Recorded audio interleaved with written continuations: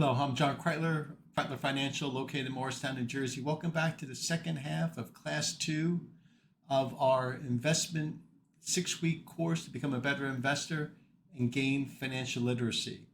We'll talk about the 1983 shareholder letter in the first part of this class. Now we'll look at a couple specific examples. The first will be in 1972, Warren Buffett, Berkshire Hathaway, bought in whole See's Candy. He looks at this as being a transformational acquisition, one that propelled Berkshire Hathaway to its heights over the coming decades. Prior to buying See's Candy, Buffett and Munger, through their partnership before purchasing Berkshire Hathaway, and then the beginning part of Berkshire Hathaway, they were strictly value investors.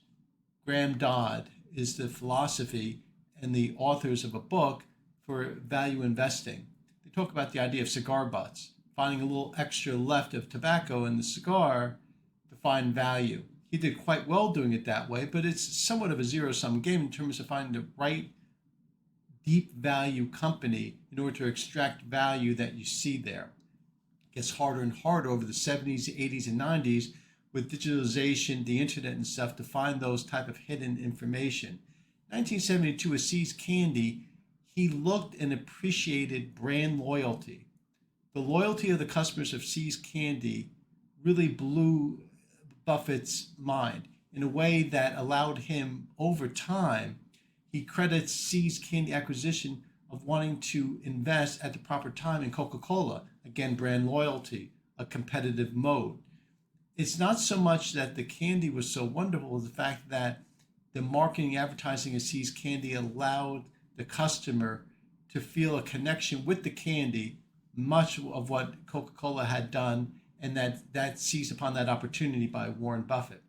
Another example is Nebraska Furniture Mart. The idea here is that he learned about owner and partnership.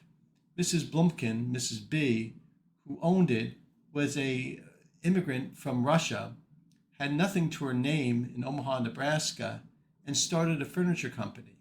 What Buffett saw there was someone with strict expense controls. What she bought, how she bought it, raw materials and such, was very strict, much better than her competitors. Likewise, she was hardworking 7 days a week, no doubt. He bought 90% of the furniture store to leave 10% to the family, possibly as incentive, possibly as respect to Mrs. B. It's interesting to see that after the acquisition, Mrs. B, well into her later years, did not retire. She didn't use the largesse that she received to do anything other than stay as chairman of the board of the retail furniture store under Berkshire Hathaway and work 7 days a week.